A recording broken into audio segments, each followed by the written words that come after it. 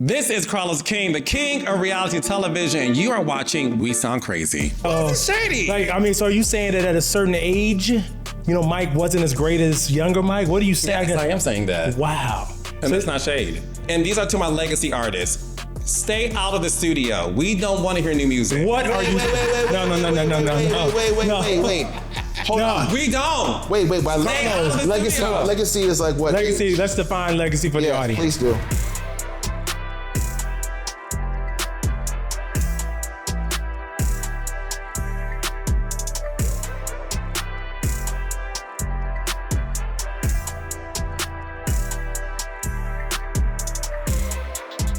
Welcome to another week of We Sound Crazy, your official backstage pass to all things music and culture. I am Philionaire, TV, film, and music executive. What's good, y'all? Claude Kelly in the building, hit singer and songwriter, and one half of Louis York with this gentleman over here. Hey, it's your boy Chuck Harmony. I'm a songwriter, singer, and the other half of Louis York. Crazy Crew is Bacon from Macon, music exec, and your true music aficionado. He's been dubbed the king of reality TV and often referred to as Black Andy Cohen. I don't know, we're gonna talk about that. He's the visionary behind hit series such as Belle Collective, Love and Marriage Huntsville, Bold and Bougie, Grown in Gospel, and a host of other television franchises. A true student of entertainment. He loves music though. He loves culture, and he has proven that great content is king. Please help me welcome my friend, TV executive, entrepreneur, host, and creative powerhouse, Carlos King. Football time.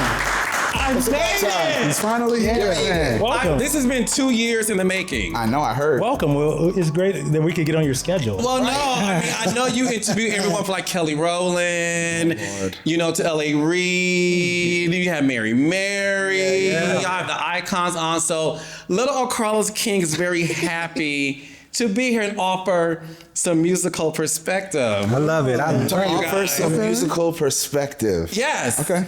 Because I am a musical genius. Okay. Oh, Whoa. Genius. Yeah.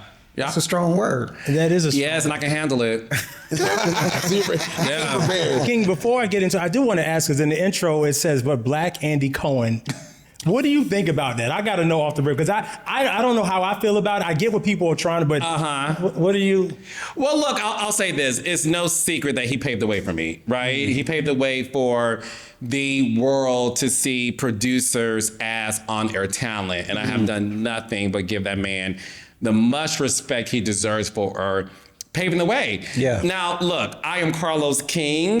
I love being Carlos King. And I think there isn't no need to compare the both of us, because what we do is very different. He is amazing and wonderful and fantastic and a legend at what he does, and I am doing my own thing. So I'm not offended by it, but I think when you look at what Black people have built on our own, to be compared to any of our white counterparts, I think is an injustice. And an insult. Well, he's great. He's great. You know what I mean? So, no one's saying Carlos is like Charles Manson. It's like, so it's not an insult. I wouldn't say insult, but I would say to our people, right? We can recognize how amazing he is. Yeah. And in the same breath, recognize my individuality. Right. I like that. Yeah, That's fair. Besides the title Genius, is there another title that you embrace? Well, how long do you have? Look, you want to go there? No, I'm joking. So, I am the king of reality television. I really am somebody who loves music. My father, which I don't think the world knows this, my father used to be a saxophone player for the Dramatics. What? Yes. Wow. Yes. So I grew up with music in my household, and my father left his career. I'm from Detroit, Michigan. My father's born and raised in Detroit. He's an amazing saxophone player. He's an amazing singer. And while he was on the road, my mom at that time, they had 3 kids together. I'm number 5 out of 10. Wow. And my father had to make the sacrifice of walking away from the business to feed his family. So I saw that to say I grew up with music in my household, and that's why when it comes to me, I know a little something. Well, that gives you some credibility. That definitely gives you Yeah, credibility see? I didn't realize you had. I gotta ask you, while we're in this conversation, I always look at Keyshia Cole as someone who, and I could be wrong, but kind of pioneered the whole idea of That's interesting. let me present myself as a reality personality, but I'm gonna give y'all this great music on the back end of it. Yes. In your opinion, what do you think? Do you think Keyshia Cole is the person that kind of started all of that, and just what do you remember about that time early on in reality TV? That's a really good question. I never thought about that until you just presented it here, and you are 1,000% right. I was working at BET at the time. I was a PA for 106 in Park, and that's when Keyshia Cole's reality show came about. And at the time, she was managed by Manny. Thank you, Manny. And listen, new artists in this day and age, no social media for real, right? Right. And she was able to have a reality show that BET did. And I remember interviewing her a year later, and I got cussed out, but it's fine. You got cussed out by who? Keyshia Cole, but it's all good. Uh-oh. She cussed me out. It was fine because I'm sure you deserved it. Keisha's my friend, so shout out to Keyshia for cussing Carlos out. No, Keyshia, I'm a Libra and I love you, sister, and I deserved it. But I'm like a PA. Yeah. So my producer had to run to interview Biggie's mother, who at that time wrote a book. Yeah. And she said, "Can you please interview Keyshia?" I'm a production assistant. And I'm like, of course I can. I'm gonna prove myself. So at that time, she was co-hosting 106 in Park along with Bow Wow and Tigger. And Keyshia Cole was like the top of the world. Yeah. Album sales went through the roof, reality show, all those things. And I'm a PA, I have my producer let me the questions, and I'm like this. And I go, do you think that the reality show helped propel your singing career? Oh my God. Oh. Right? Yeah. I'm a PA. And I'm reading off the page. She said, "Nick, what the fuck you just say?" Shout out to KC. Grand opening, grand closing. I'm a PA and I am scared. And then, you know how as a PA you learn on the job. Oh God. So I knew how to pivot, and I was like, "Oh, we can move on." She said, "No, why would you say that?" And then her team, I will never forget this. It was like in slow motion. Her team came approaching me, and I'm like, and they're like, where would you get that information? Do you have stats to back up your claims? And I'm like, I'm reading off a paper. I'm a I PA. don't really give a shit about that question. Like, I'm just doing my job. So that's what I'm saying. In Keisha's defense, it was a question that needed context. But no, I'm a big fan of hers, and I think you're absolutely right. She's the pioneer for using the vehicle of reality television to propel her singing career based on the fact that it's the power of television. Yeah. And that's why, listen, Tamar Braxton, obviously, in my opinion, carried that torch. Absolutely. Right? And there were several other shows like that too. Like I remember Monica had one, Fantasia had one. Yes. Everyone had them right after that. So So no, that's a good question. She's a pioneer, and that's why you can't underestimate the power of television. Is there an artist that's out right now that's bubbling that could benefit from Yes, power? Normani. Normani? Yes. That's a good point. That's a good point. Yeah. Chloe Bailey. By yourself or the two of them together? No, listen, now that we're in the age of social media and we're in the age of reality television, you cannot be a new artist and expect people just to listen to your music because it's good or because you posted on Instagram. You have to fall in love with personality. Cardi B is humongous because of her 2 seasons on Love and Hip Hop where she was allowed to showcase her personality. And Cardi B did it in an amazing way too. And I think Normani and Chloe, who are 2 talented, beautiful women who can sing and dance, I think they could use the power of a reality show to really get their message out to the fans. I didn't realize that Cardi only did 2 seasons. Just 2. Smart. Wow. Got in and out. She did. Damn. Smart. Cardi B is the best that has utilized that show to where she's not considered a reality star. If you really think about it, you forget that she was on the show. Right. And that's shout out to Cardi B for that. Do you think Victoria Monet could benefit from that platform? I'm gonna say this. I think everybody can. Yeah. Right? I think everybody can. I think gone are the days where reality is seen as like, oh shit, don't drink on me. Right. You know, well, you know, some shows. Hey, baddies. But I think that we have to get out of this archaic tradition of, you know, I'm a singer. I'm not doing reality. You knew that doing R&B and Divas, where like that helped out those girls. You know what I mean? Like most of them, yeah. Okay, well, speaking of that, just to keep the theme of music and television going, you created, produced, cast, successfully executed a show that brought a lot of popular singers into one house, into one place, the Encore. And I loved that show. I love Encore. Loved it, and I want 5 more seasons. So do I. So take us through the reason why you did it, why you chose Was it R&B Divas? Oh, Excuse me? Oh, okay. shots fired. I felt like we were at least the blueprint. Y'all weren't. Okay. No, our show, first of all, huge fan of R&B Divas. Yep. My favorite singer of all time is Faith Evans. Okay? Now you're earning the genius title. We'll talk about her later. Like Faith Evans' first album, Reasons, track 15. Yeah. Okay. That's Mariah's favorite track too. There's no skips on that album. Thank you, Mariah Carey, for acknowledging that I'm a musical genius. Thank you.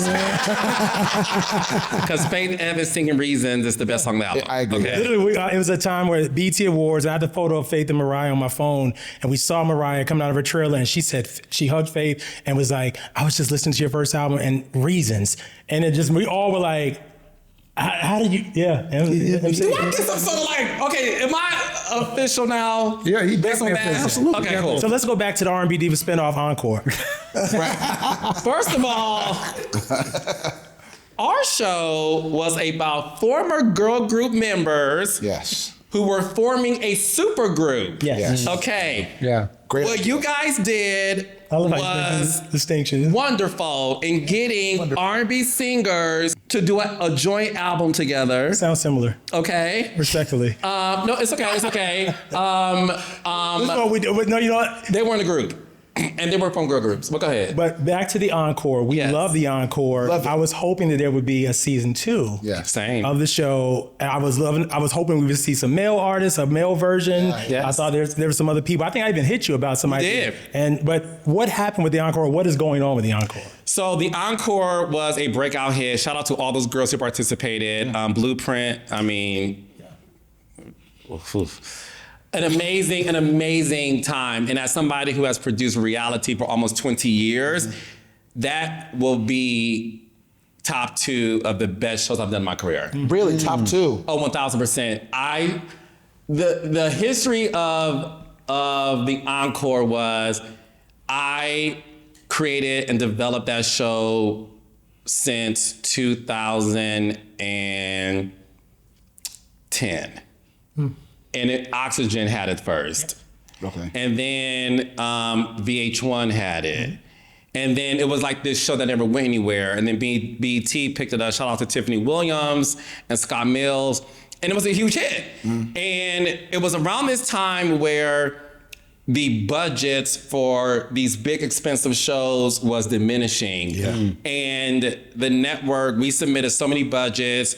I called my friends, hey, Tamar. Tamar was like, I'll be a vocal coach for that. Like, Really? yes. Tamar was a huge fan of the show. Wow. I hit up so many people who wanted to do it, but unfortunately, as we see what's going on with the network now, they could not budgetarily do the show anymore. And it was heartbreaking because that show produced an album that shot to #1 on iTunes. That's a good album. And you had this amazing set of twins named Felicia and Fallon King, who Hit songwriter, by the way. Yeah, hit songwriter. Amazing songwriters. Yeah. And they loved the art of music. In addition to Keely, who has this very special, unique, creative ability. Is that Promises? Yes. Okay. Not too much, my girl. Keely is a genius when it comes to creative. She has a vision, and Shamar DeVoe can sing her ass off. Oh, yeah. She's another underrated singer. So those 4 girls comprise of the group, and unfortunately, we just weren't able to afford to do it again.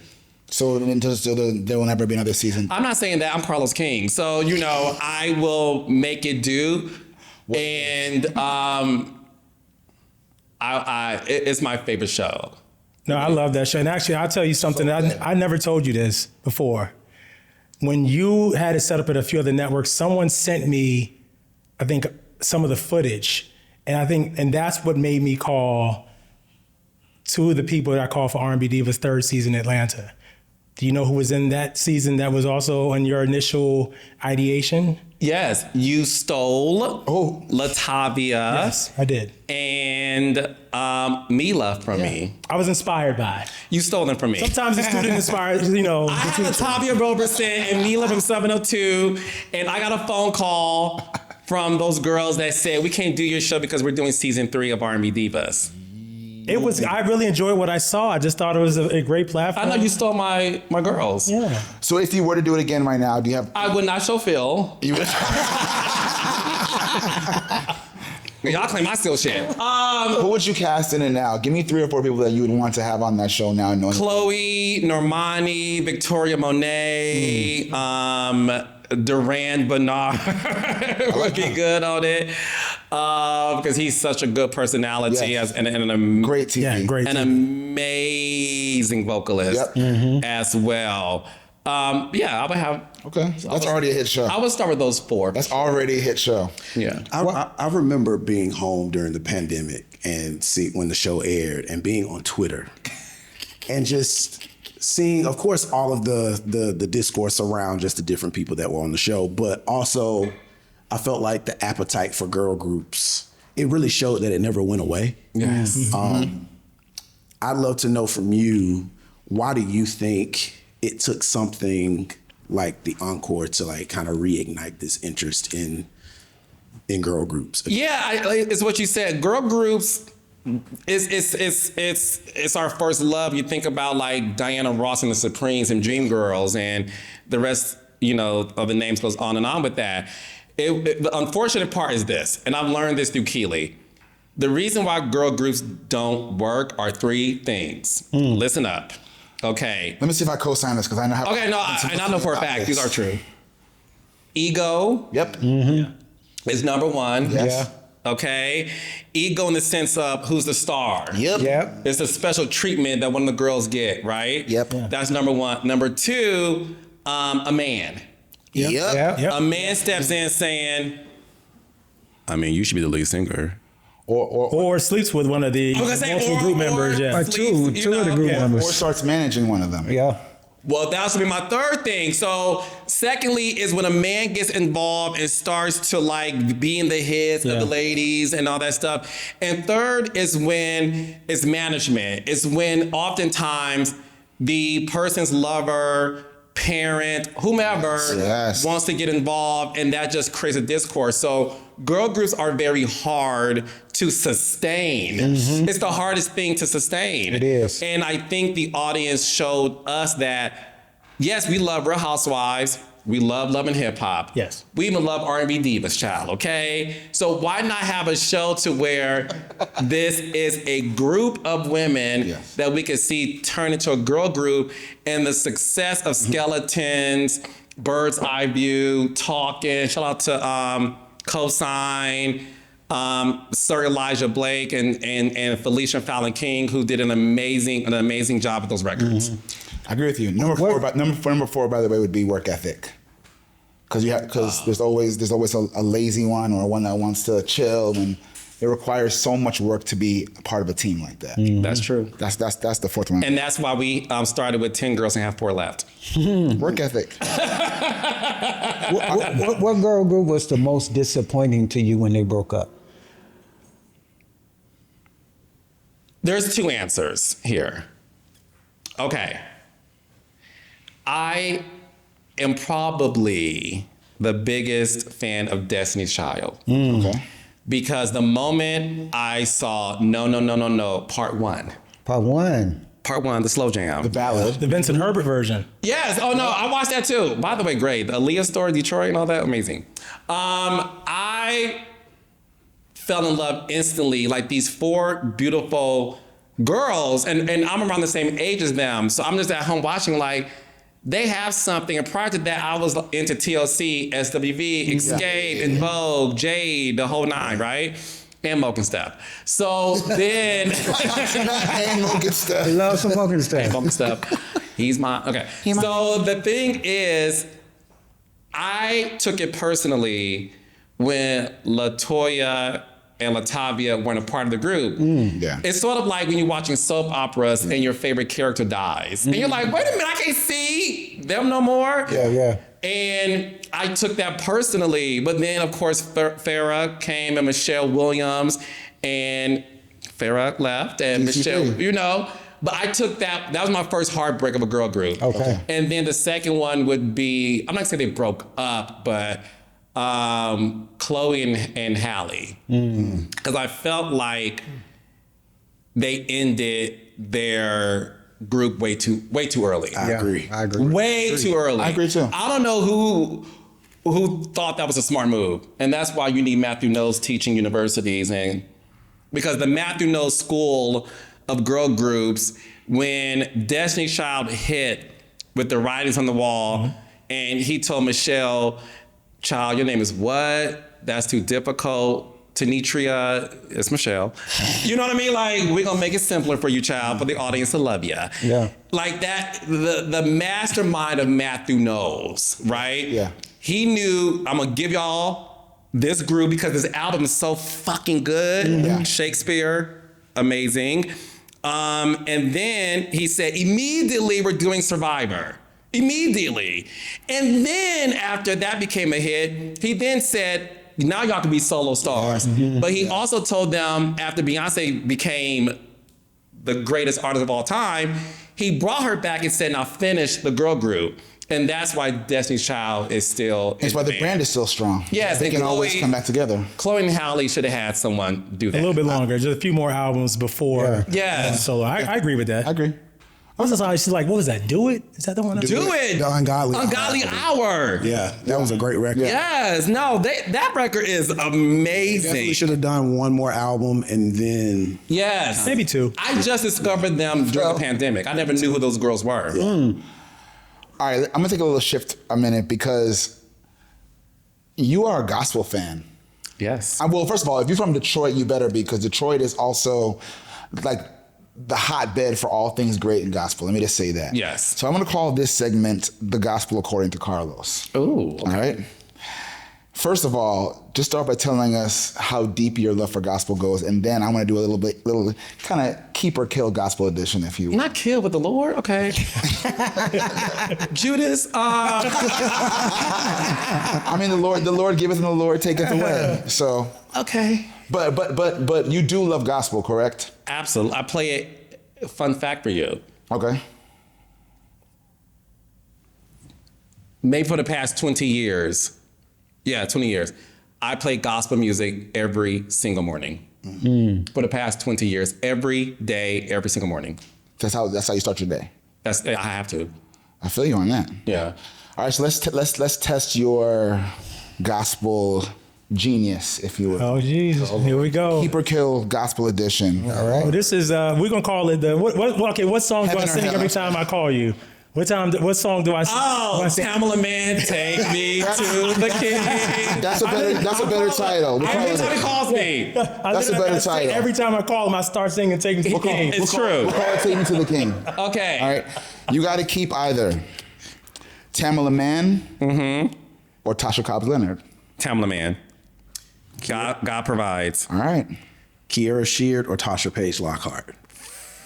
Not my two Detroit sisters. You are. That's hard. Kara Sheard. My daughter. Kara Sheard. Leandria or Fantasia? Listen, man. When you hear Leandria sing Deliver Me. Mm-hmm. That was my record. Lights out. That was yours? And I worked it. Phil. Yeah, that was me. Brandy and Sir the Baptist on the original, yes. And so Donald Lawrence and myself, we heard it and identified Leandria as a vocalist. She did it in 2 takes. That's Leandria. 2, That's top to bottom. She's Leandria, ice cold. Deliver Me, everything. Yeah. Mm-hmm. Everything. Now, when you speak of, earlier you referred to Tamar as the throat. Yes. Now, Leandria is the throat. Yeah. Baby, let's be clear. You will get no smoke from me when it comes to Leandria Johnson. Leandria is the throat if she does gospel. And we've had this conversation with her personally in the studio. If she decided to go blues, if she decided to go R&B, if she decided to go rock and roll, if she decided to go jazz, it don't matter. She is the baddest out there. No arguments. You know who also is the baddest who sang that song too and did an amazing job in the kitchen behind stovetop stuffing? Who? Latasha Scott. Latasha's dope. You ever saw the video Of her doing sing Deliver Me? I never saw that, but she's seen it. You seen it, so I'm not lying. I haven't seen it. I didn't particularly, I'll be honest and say, I love Latasha Scott. I didn't particularly compare, like when I think of Leandria, no one even. Oh, no. I was comparing. But I didn't particularly care for it being Okay. honest. Yeah. I liked it. I got another one for you. ahead, BB and CC or Mary Mary? Not my Detroit family against. But I want to be honest. Mary. Mary. And listen, I love BB and CC. Mary is, because it was the way they infused contemporary with tradition, and I'll give it to them. Shackles and Yesterday, and we had them on the show, and since we've had them on the show, I have not stopped listening to, like, it reminded me of the catalog again, and it's just never-ending hits and bops. Mary is just, that's a great girl group. Oh, fantastic. That's a girl group right there. Tina, come back home, child. Come on, Tina. Jonathan McReynolds or Zucardi Cortez? Jonathan McReynolds. Jonathan. No Weapon or Now Behold the Lamb? Oh, No Weapons. I mean, because we're talking about a song, Fred Hammond. Do you know what I mean? Like Fred Hammond. The Fred Hammond. It doesn't get any better than Fred Hammond. And the way he sang that song gives me so much conviction. And it literally makes me feel like a better person when I'm going through a struggle. Yeah. That's Take Me to the King with Carlos King. Well done. Thank you, Well done. I'm literally sweating. Well done. I want to talk about, speaking of gospel, grown in gospel. Aww. I loved this show. Me too. Where's it at? Another one. WeTV went down from 2 nights a week to 1. Okay. Again, that's why I'm not lying about like the Encore. The industry, and Phil knows this.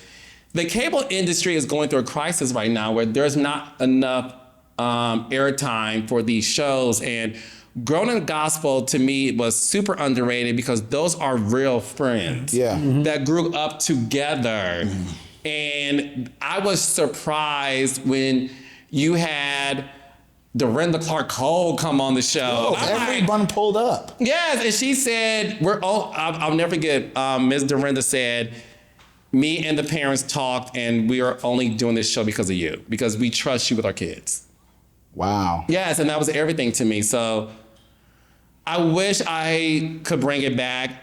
It's an amazing show, an amazing cast, and that's what you're looking for even now, which is an organic friend group. Yeah. Which is harder to find now. Yes. Nobody's friends. Nobody's friends. Do you think gospel is in a great place today? You know what's so funny? Because I played every day, I just discovered recently there's this playlist on Apple Music called Gospel Workout. And the way they're infusing like the current sound is, I'm in love with it. You know, Pastor Mike, I think is fantastic. Corinne Hawthorne. I signed her too. For the record, let's just let you know, King, all the greatness on this year. I'm glad I'm sitting in between y'all because at this point, a drink might have been thrown by this point. Because there's a producer one. DJ, he's the singer. I'm Zena. Wait. Okay. You are. I'm enjoying it. I'm just wanna make attention over here. I'm just saying. I love it. This is what we do. Now you know I love love what I'm this. talking about because everybody I like you sign them. I love this. I It's love like this. sibling rivalry. It is. It is. I love it. He's cocky. Who's Carlos King's Mount Rushmore of gospel singers? Ooh.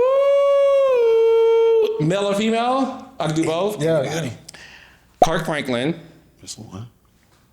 Yolanda Adams, Shirley Caesar, and Aretha Franklin. Yeah. On Aretha? Yeah. So for Yeah. on Aretha, would you choose Amazing Grace or the second gospel album that she did in that? Amazing Grace by far. Amazing Grace. It's legendary. It's just it's. I wish that documentary had come out Oh my at God. the time. Yes. I think she overthought it and was, as all musicians do, but it's so groundbreaking and so powerful to this day. Yes. Yes. No. That's my Mount Rushmore for sure. And I still don't understand why she didn't want the footage out and we didn't see it until after she. The beautiful thing about Aretha to me is I think she's one of those rare artists who did not care about this will take you here. Yeah. I think she really said, I like to sing, I like to do it. And if I make money off of it, great. But I don't think she cared about strategy or which I appreciate about her because she did it for the love of the art. But I'm with you. I wish she would have done it as well. When I think about just, some of the greatest R&B singers, they started in the church. Yeah. Yes. You just talked about Aretha, who's obviously a great example of that. But to this day, I think we all still romanticize about the 90s. And that was such a great era for music. And I would argue the greatest era of R&B. Agreed. I would not agree with that. How do you think today's... Hell no. I would. The 70s? Y'all tripping. I mean, 70s was great. was great. 70s is better to me, but the 90s is a close second. Okay.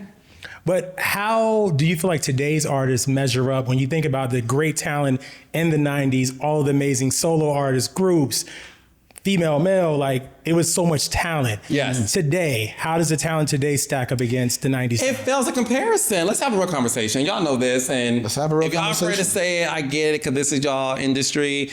I'm saying as a fan of the genre, it's terrible. I grew up... Is that R&B or is that all genres you're saying? all genres, but we could talk about R&B. R&B, unfortunately, is not what it used to be because the people who are out there aren't talented enough to hold the legacy of their predecessors. Because some of the people have never stepped foot in a church. Agreed. Okay? And I think church is a stomping ground that breeds artists, right? When we talk about all the people we love so much, they stepped foot in the church and sang in the choir, and Big Mama was able to be their vocal coach. They didn't have no I got a vocal coach today. Oh, I'm on TikTok. No, they had real background, talent, and education. But with that being said, there are artists out there. I think Duran Bernard is somebody who has this Real deal. He's the real deal. He's super talented. He can sing his ass off. I think somebody who is super underrated too is Cynthia Erivo. I did a rabbit hole on YouTube where she does these covers for the Kennedy Center Honors, and the way she sings, she can sing, right? And I just think some of these artists, they just don't have the eye or the T. I think they have they have a great following. Like who? Let's give a name. I mean, Phil. Let's make it plain. Let's make it plain. Let's make it plain. Let's make it plain. I don't want to hurt nobody's feelings, No, this is your opinion. This is your. This is my opinion, and I stand by it. I said what I said. But I think, to be fair, I just don't think there's a lot of them that I can say can sing, right? What about Lizzo? Lizzo can sing. Okay. I am concerned about Lizzo, though. I think Lizzo is becoming infamous. And that's my concern because she can sing. Yeah. And she's talented. man. Yeah. Take the flute.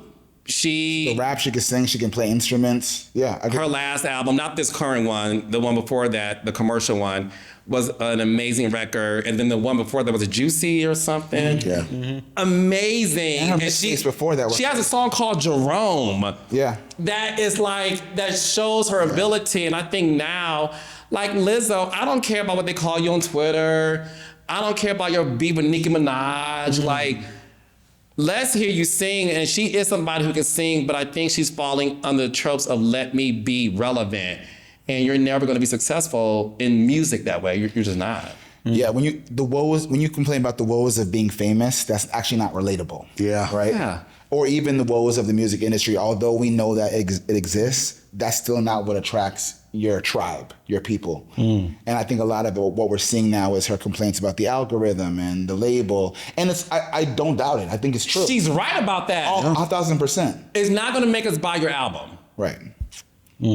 I saw her front porch. It was, I enjoyed it. It was good. It was good. Like she reminds you that she's really talented. And She it's is. Just, great songs, great performance, great Yes. delivery. The band was awesome. And I wish that we could get back to how unique and creative and clever and how important when she's on, she's really unique and important. She has a voice. Yes. I think needs to be there. I agree. So I hate that we're getting lost in the kind of politics Me too. of it all. I want to get back to who doesn't have the eye or the T. Distracting. Phil, you about to give me not having these folks on my podcast. So let's get back to this eye or the T. Next Who? question, Tamika. Okay. Hey, Jocelyn. Oh my God. Oh, Carlos King is scared for once. We like it. We like it. I know another thing. You know me in real life. I'm a good person. I don't want to Yeah. offend anybody, but the thing is this. Who doesn't have it? Like the eye or I the T. mean, a lot of these girls don't, but it's okay. And the guys either. They just, I'm not into it. I don't go to concerts. I just like, child, You don't go to concerts? no. To do what? See y'all lip sync and not have any production? I agree with that. Not have a budget? Right. Yeah. Not have choreography?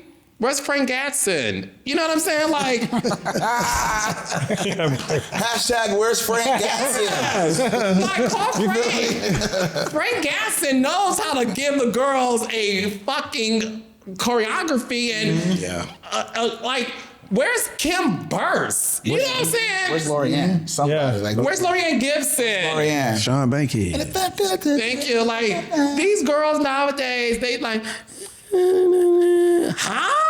Yeah. Yeah. No, girl. No. I was going to invite you to a show, but never mind. Never mind. Let's move on. Let's do a thing called Then or Now, right? Like I just want to get it's artists, songs, albums. Just you got to pick one, right? Then or Now, all right? I'll start with albums. Round one, albums. Wow. Brandy's Never Say Never versus Jasmine Sullivan's Fearless. Brandy never say never. Okay, well, Oh, that was disrespectful. I know. It was not. No, it wasn't. I mean, just let him. It's No, a it 1 second wasn't. pause. You said one of the greatest R&B records of all time. Never say never. So All right. Okay. I'm just gonna, I love Jasmine Sullivan though. I'm just gonna keep moving. She can sing. Now she can sing. Yeah. No, hell, what are you talking about? I Absolutely. want to say for the record. The vocal blueprint is what I call her. Okay. The vocal blueprint. I'm not gonna. I gotta Try. Hey, what? Huh? Well, listen. The Bible is Brandy, Rihanna, Norwood, and it doesn't get any better than her. It does. Whitney Elizabeth Houston.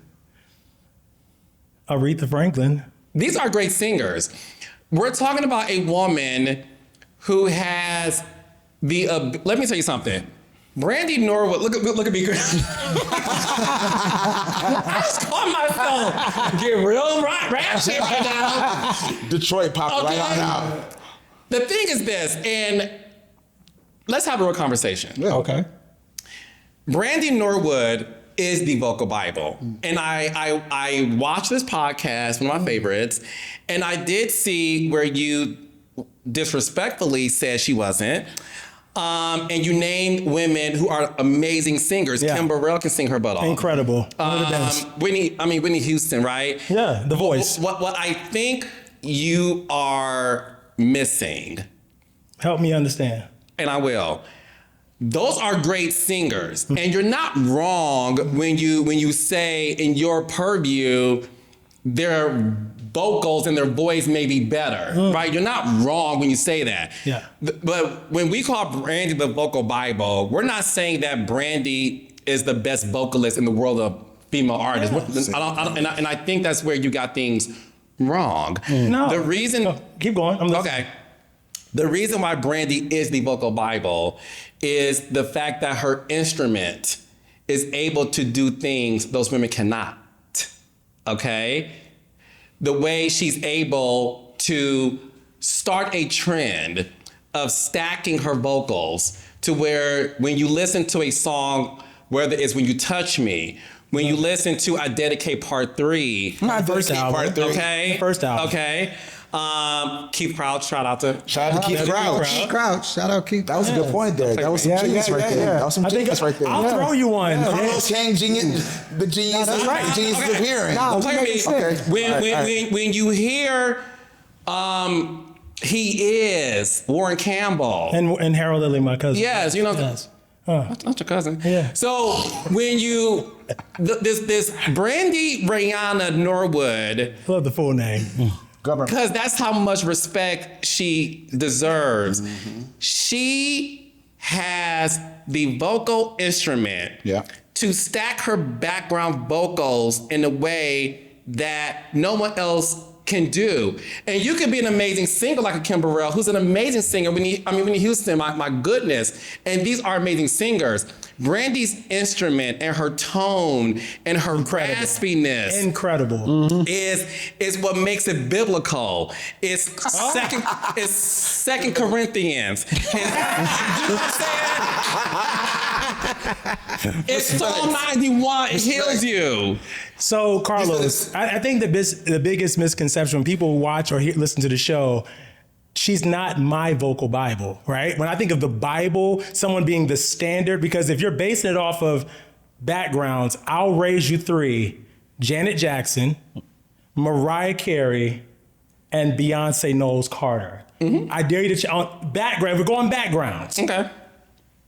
Arrangements, pen. Like there's a lot of it when I'm judging someone, but let's stick to the vocals. Okay. Vocal Bible, backgrounds, those 3 are also, I would argue, that paved the way for someone like Brandy. Janet been doing this since the 80s. I'll put one more in there. Michael Jackson, background vocals is unmatched.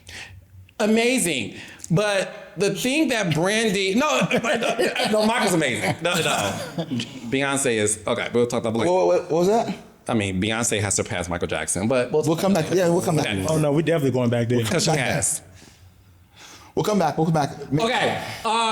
That's why I was saying our debate isn't whether who's right or wrong. Yeah. That's why I said to you, even personally, I said, you're not wrong, you're misinformed. So the thing, and that's why when it comes to those women who are amazing, all 3 of them are part of my Mount Rushmore, honestly. I had to go back to Brandy's first album because the vocals and the instrument has elevated in such a way where you hear the growth. Yes. And the one person... But we also have to give credit to LaShawn Daniels, rest in peace. Rest in peace. Absolutely. Because from a vocal arrangement and production, he was a pivotal part of that development and that vocal production. So Brandy, again, incredible vocalist, one of my favorites, a living legend for the record, but vocal Bible, for me, she is not. And that's okay. For me and the millions of people like Jasmine Sullivan, so Solange Knowles, Brandy is your favorite singer because she is a vocal Bible and because she had the ability from her debut album, self-titled, to Never Say Never, then to Full Moon, then to Aphrodisiac, then to... I will say this, because I don't think we're... So she's been able to always grow, but the only person... And Beyonce has... I was just about to say, the only person, in my opinion, that has also done that... Stand by, Beehive. The only other person, in my opinion, who has also done that is Beyonce Giselle Knowles Carter. Yes. Full government. Yeah. Because that's Beyonce's... The sad part about how the world sees Beyonce to me is the fact that Beyonce represents every Black woman in corporate America who is talented in so many ways that you don't have the ability to focus on one thing. Yeah. Well put. Yeah. You know what I mean? Yes. And because this woman can dance like a Janet Jackson, Yes. sing like a Whitney, and is beautiful like Alina Horn Yeah, or poised. Dorothy Dandridge in their time, people don't really focus on her vocal artistry, and that makes me sad. I agree. For her. I agree. I've heard too many people disrespectfully say that she's not a great singer or not the best singer, and that doesn't make any sense. Like, whether you like her albums or not is up to you, but Beyonce is one of the best singers in the music industry. Absolutely. Yesterday, today, and tomorrow by any standard. Like, and if you listen to the records, not just the lead, not the fun, I'm talking about if you dissect. I Care. Oh my, Plastic off the whole Plastic Renaissance Off the album. Sofa, the way she was able to go to a different register, and then when you listen to Plastic Off the Sofa, she's at that register throughout the entire song. Wow, sounds like a vocal Bible. I think for me, the thing that I appreciate about the both of them is that they've worked tirelessly at the craft of singing. They haven't, you know, have some singers that they make it big and they're stagnant when it comes to singing. They sound the same. They even get worse over time. Brandy and Beyonce, have literally, like, you can listen from the first Destiny's Child album all the way up to Cowboy Carter, from the first Brandy album all the way up to present day. They're constantly looking for new dimensions of their voice, and for me, that's the thing that connects them, in my opinion. But I would want to go back to Brandy because, in having you here, I've been sitting here just drinking my drink with a big smile on my face because everybody knows how I feel about Brandy. But I would love to know, in the Brandy pantheon, right? What Brandy song should have been released as a single but was never released? There's so many. When You Touch Me. Thank you. And I felt that Should have been. And I'm gonna say this, and I don't care who drags me. Brandy's When You Touch Me is her I Will Always Love You. And when I say that, what I mean is I will Let me always sit forward too, because I gotta hear this. let me sit forward. I Will Always Love You solidified Whitney Houston as one of the greatest singers of all time. Yes. I'm with you. Yeah. Like, come on. Because she was able to hold that note at the end and do it so effortlessly. And So you're comparing When You Touch Me to I Will Always Love You. I just want to make sure I'm clear. I'm going to, Okay, yes, I am. okay. Because when you listen to the background vocals of Teddy Riley and his voice box, and when you listen to how Brandy creatively, and yes, shout out to LaShawn Daniels, a legend, right? Ronnie Jerkins. I mean, let's have a real conversation. And Berg worked on that too, right? Didn't Berg work on When You Touch Me? Yeah. When You Touch Me had the same emotional feeling the way I Will Always Love You had. Okay. Like when Whitney sang I Will Always Love You, was like, oh, I need to find somebody I love like that. When Brandy said When You Touch Me, you said, damn, I want to be touched like that. You know, like it had that same response. And then when Brandy on the bridge, the bridge that Brandy's Incredible. it's indescribable. Yes. So that to me, And I love, that's one of my favorite Brandy songs. Yes. Actually, my favorite on that album is Like This, which is right after When You Touch Me. Yes, yes. That one, Yes. Yeah, that's the crispy two-piece right there. that is Brandy, a big again, combination. love Brandy. And One of when my you transition to All of Me, Yeah. yeah, I did a whole. I'm telling you, that's my Oh man, I'm with you. You lost me with the comparison to I Will Always. yeah. I mean, you know, And it's okay, it's okay. What I meant was this. That was Whitney Houston's defining record that everyone said, that and the Star Spangled Banner was the one that said, that's Whitney. I'm saying if Brandy would have released it, people like Phil Thornton wouldn't be arguing about her being a vocal Bible because that song would have solidified her as like, oh, we get it now. Sure. I love When You Touch Me. Again, one of my favorites. You should see how many times I played it, but still not the vocal Bible. Okay. But we love Brandy. We celebrate her. But yeah. And I will say that you gave, in my opinion, you gave one of the best, clearest, explanations as to why you think she's the vocal Bible. Not just he's a star. Not just based off what? you're He's a star. You're a B-rocker, you're a star.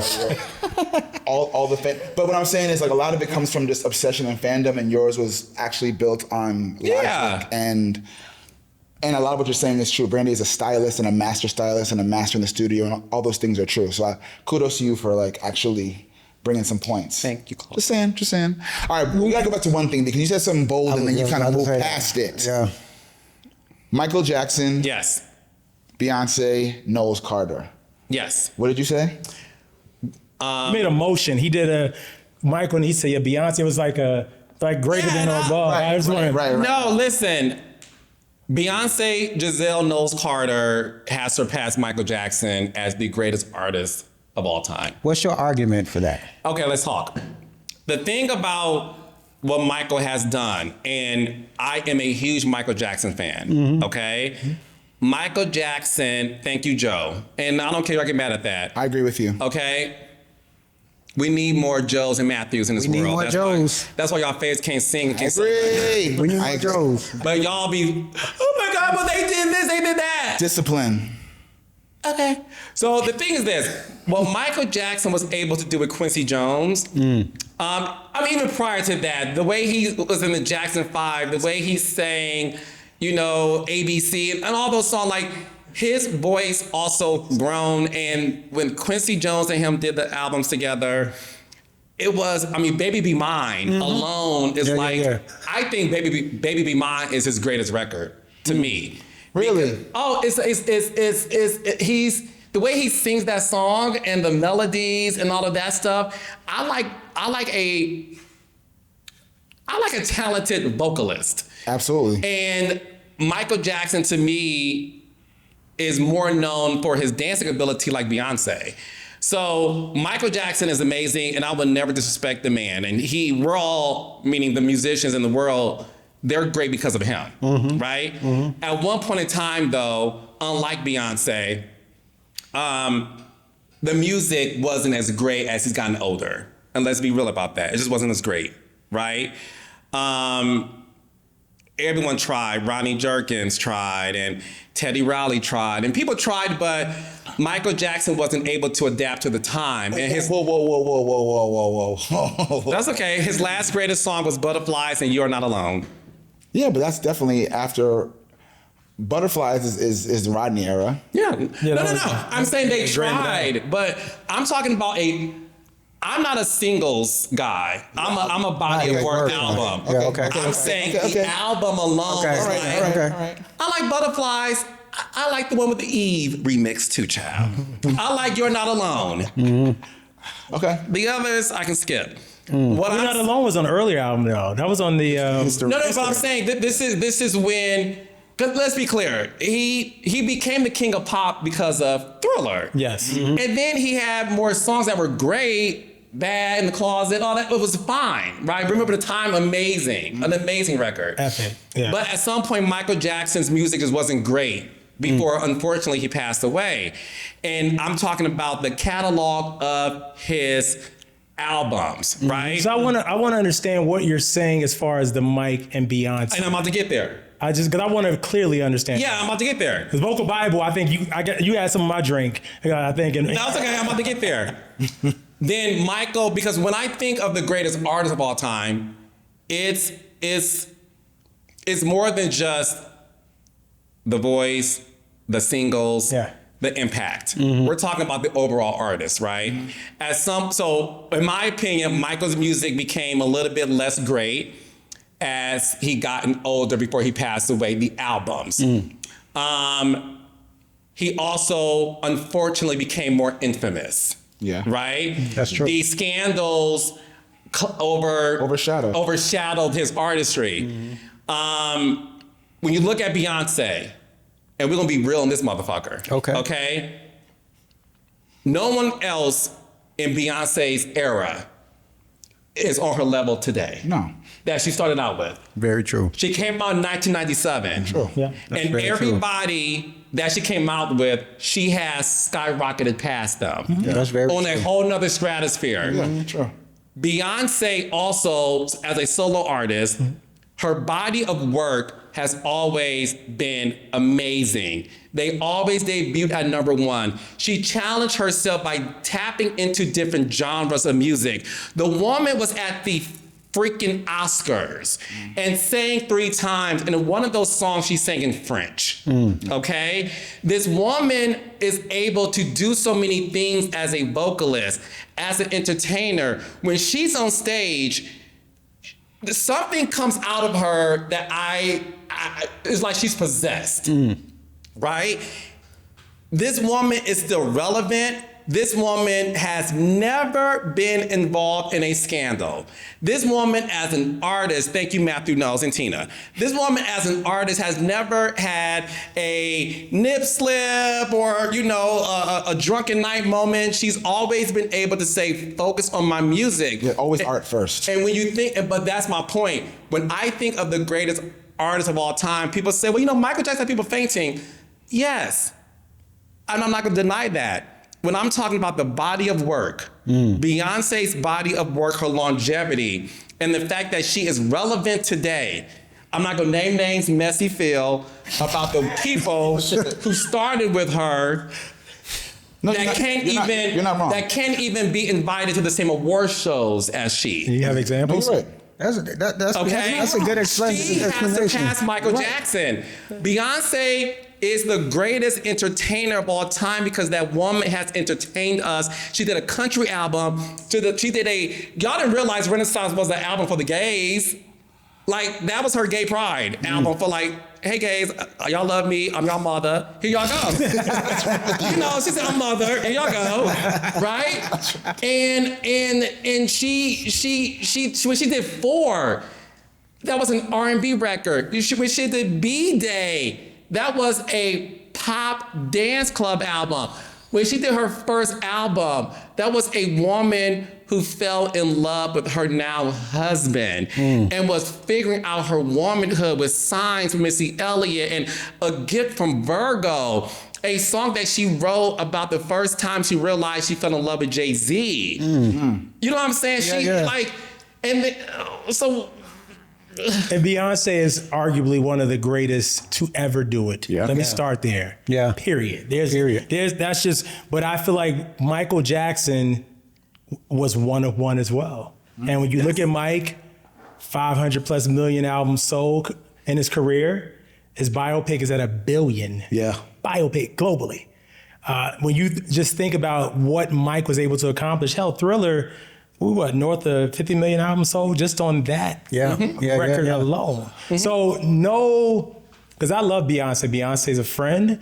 I think she, again, is one of the best to ever do it. But I think if you ask her, she would say because she Michael. is Tina Knowles' daughter. No, and she's humble. But Michael was never consistent. Well, I will say this though. He wasn't. I think you make beyond compelling argument, and the things you said are points that I can't disagree with. Where I think Beyonce was genius and better than the rest is she learned from the mistakes of the superstar before. Yes, exactly. And by learned, I mean Agreed. how to deal with fame. Agreed. How to keep your private life private. How to keep your business with people that are close that you trust. Yeah. How to keep it about art and hard work. Everything she shows you is hard work. She don't show you bullshit. It's the documentary is about how hard she's working for the tour you're about to pay to go see. Yeah. Which gives you reasons to spend a lot of money, which I think is stuff she learned from, okay, I don't want to go out like that. I don't want to get, I don't want to catch that drug habit. I don't want to catch that over here. I don't want to be overworked. I want to have my boundaries. And I think from Whitney Houston to Michael Jackson to Prince and many others, I think she was like, okay, I love all this, but let's figure out how to 2.0 this whole thing. And I think she 2.0'd Michael Jackson's career by doing all the hard work and greatness, but avoiding there's no bubbles, there's no bullshit, there's no crazy that you're like, wait, hold on, do I have to question the music because I'm distracted by this other stuff? Right. And I think that makes her the master student, which in a lot of ways, to your point, does make her better in that she didn't get sidetracked by the other stuff. And she was consistent. And I also think the fact of the matter is, her music even today is still great. Yeah. The body of work is so great. It is. Yeah. Renaissance is my favorite album of her. That just came out. Yeah. Yeah. To Claude's point, Michael Jackson is like literally the first superstar of his Yes, time. I agree with that. And so no one was that famous before him. And then of course you have Prince and Whitney and all of them to come behind him. So I think, to Claude's point, Beyonce was able to say, hey, I'm not gonna do some of those things. I'm gonna keep my name clean that we know of. And yeah, I think she was able to learn from the mistakes, and that's why she's as great as she is today. So. Yes, I agree with that. All right, Carlos Genius King. Carlos, you know what I felt in that argument, though, or that debate, should I say, when you reference Mike and some of his later catalog, there's a little something on that. He had a little stench of, it felt a little kind of shady, It wasn't shady. Like, I mean, so are you saying that at a certain age, Mike wasn't as great as younger Mike? What do you say? Yes, I am saying that. Wow. And that's not shade. Uh, Just like when you it's the reason why, and these are to my legacy artists, stay out of the studio. We don't want to hear new music. What are you? Wait. Hold on. We don't. Wait. Stay out of the studio. Legacy is like what? Legacy. age? Let's define legacy for the Yeah, audience. please do.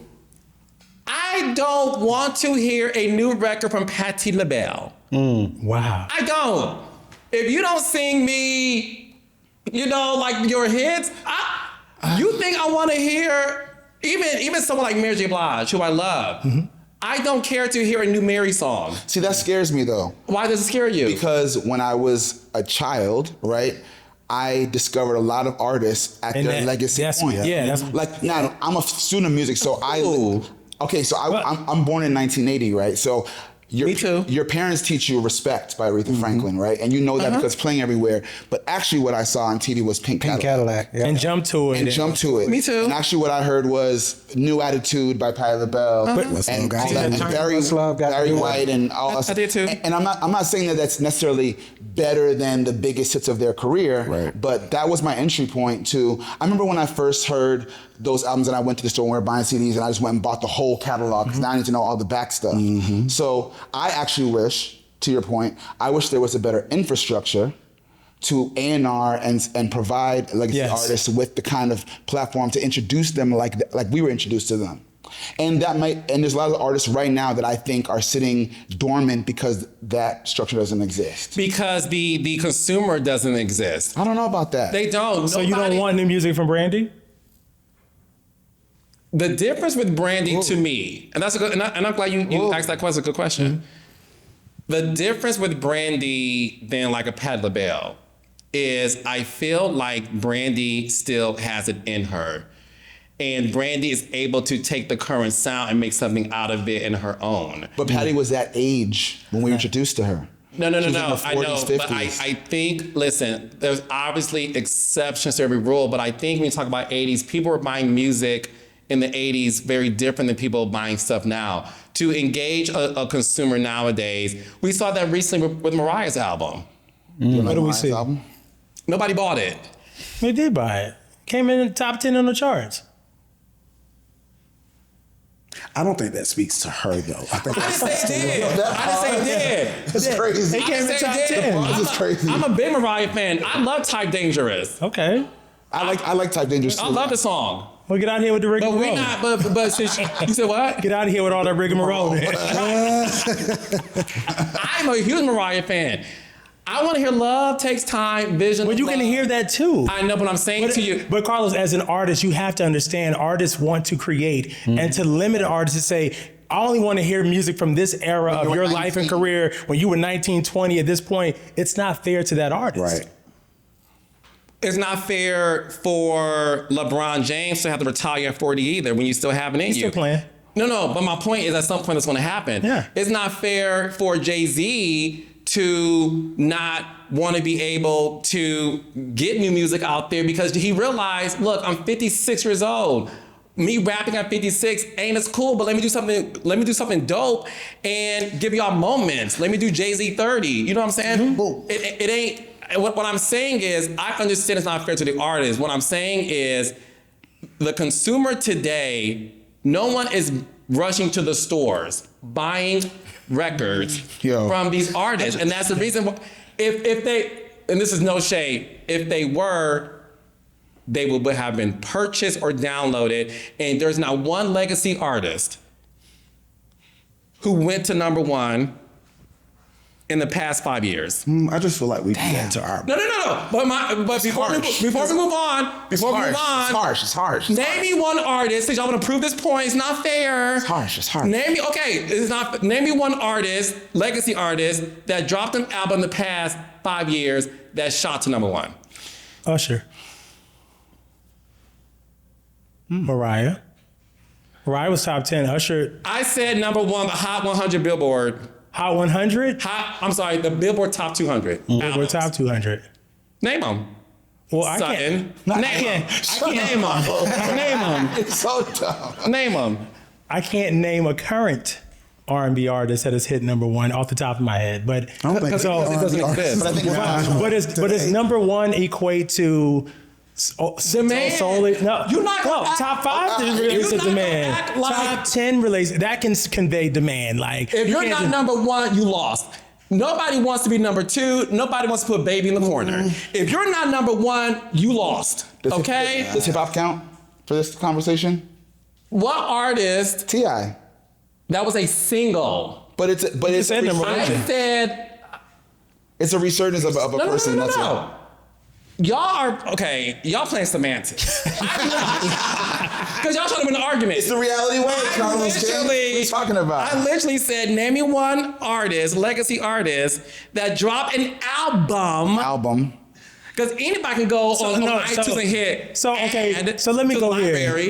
I'm gonna rattle off. So let's rattle off a few legacy, and you tell us yeah or nay for new music. How about that? Okay. Good. Okay. Well done. So let's go. And when I say this, I want to say for the record, I love these girls. No, yeah. Right? Oh, look at them now.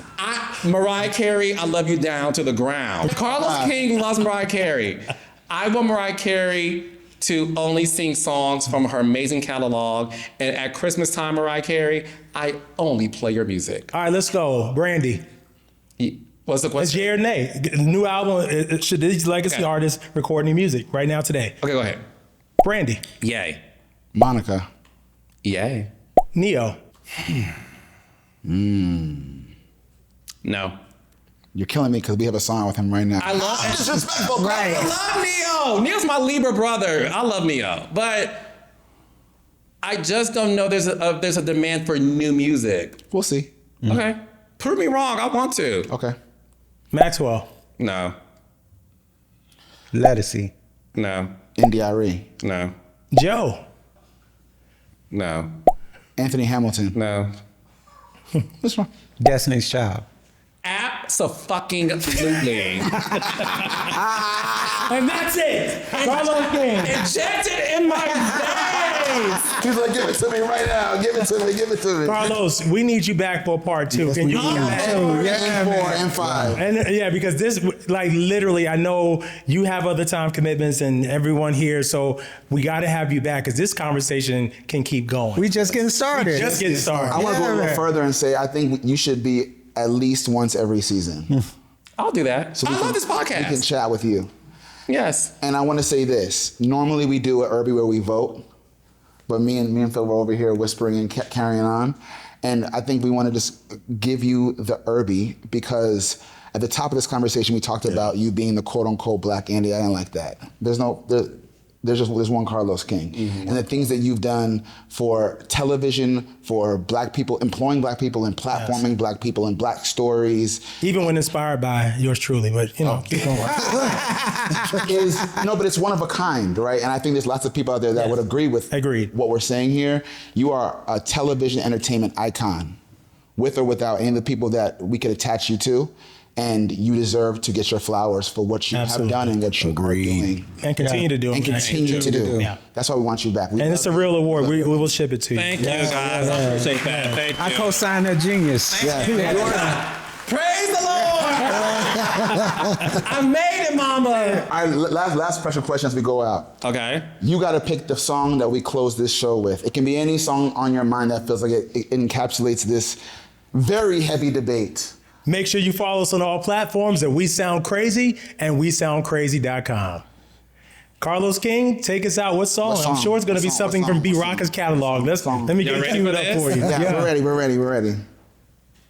Since I feel like we're all, spiritual people, and we all are in the business of love in some form or fashion, let's play He Is by Brandy. I love that. Amazing. Yes, sir. What a great way to end it. Yes, sir. Yes, sir. You did it. He Is by Brandy is the song we're closing with. Carlos, you've been an amazing guest. Come back a million times.